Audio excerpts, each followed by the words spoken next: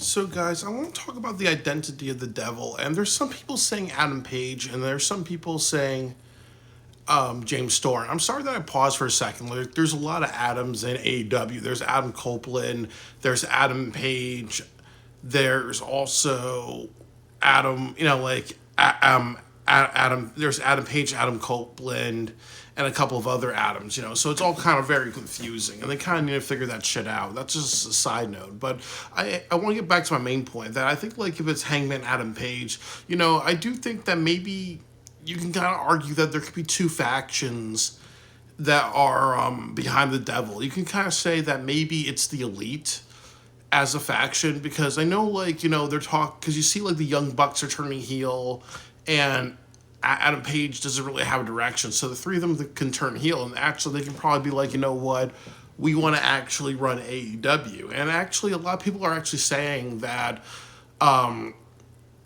that definitely one of the issues with AEW that can make a lot. I mean, one of the ways they can make a lot of money in AEW is actually have the elite like turn heel and try to take over the company like an NWO type of thing. And then because there's also that thing about let's be real with you, and MJF does that. Like MJF, like I think people complain about AEW being too match or being too match intensive focus. So MJF reached out to the fans a long time ago for that, and I think what you can kind of do with the Young Bucks is be like, MJF has been champion for too long. He doesn't really deserve it. I deserve it because I found the company, or something like, what did you guys think this company was about? It was always about us, and we are actually taking the title. And that would be really cool. Then the other thing that would do is that actually if you have the Young Bucks and Adam Cole and Adam Page and Britt Baker and a couple of other people, I think that actually make an interesting faction, because you actually elevate the Acclaimed and MJF and a few other people that are friends with MJF, and you kind of do like faction versus faction. And I actually think that would be good, because you kind of need to prove to everybody that factions are actually a way to build people up. Because honestly, there is no faction in AEW that I can think of that's actually been effective. I think that when factions have disbanded, actually people have gotten better. So I do think that maybe this could be like kind of proves to the audience that, okay, if you're part of a faction in AEW, we can actually lead you to somewhere.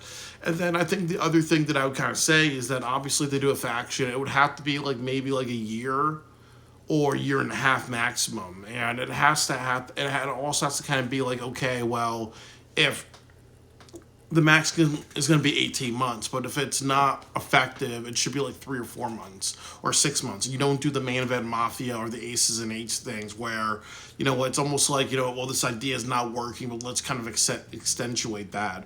And like I said, like I think the other issue with the faction is that you can do something like make one of the Bucks the AEW champion, and then also you can kind of do something where one of them loses it, and then another one becomes the champion, wins it back. And then also a good thing about having a faction is actually if you want to bring back Jungle Boy Jack Perry, I think that this would be the way to do it, because you can attach him to a heel faction, and that would be the most appropriate thing that you can do, because that would that's the only way that he can come back. He cannot come back as a baby face. He's gonna have nuclear heat, and if he kind of relishes in that, and he's part of like this, he's part of like the new elite.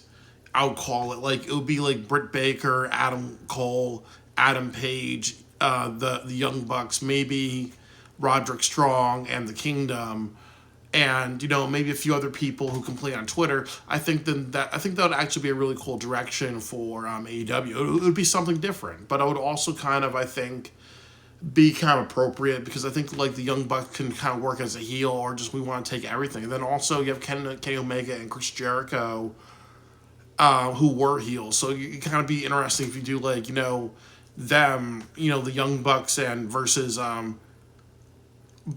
like Kenny Omega and Chris Jericho with bigger consequences and bigger stakes ultimately.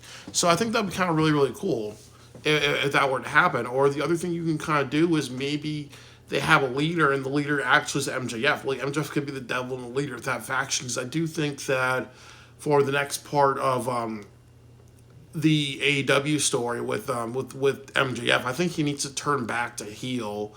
And definitely, if he has a very powerful faction, like I said, that would kind of be good television from now all the way either to All Out or even like Full Gear 2024, because I do think he needs to turn back to heel. And then also, like, look, if he's going to face Wardlow and and Swerve Strickland and a few other people, I do think that them going up against a large faction would be more reasonable. Because the other issue is how you're going to have MJF versus Wardlow, because Wardlow was did a squash match with MJF, so you can't kind of, so you have to kind of like say, okay, well, this guy's a reasonable threat. So the best way to kind of neutralize Wardlow is actually have him face against a faction of established people, because that's one thing he's not done. He's fought a bunch of referees, he's fought like 20 people, but what would happen if he actually fought like, like five or six people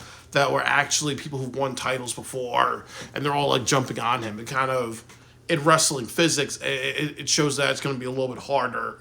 It's going to be a little bit harder to beat that. So maybe the devil is the Elite.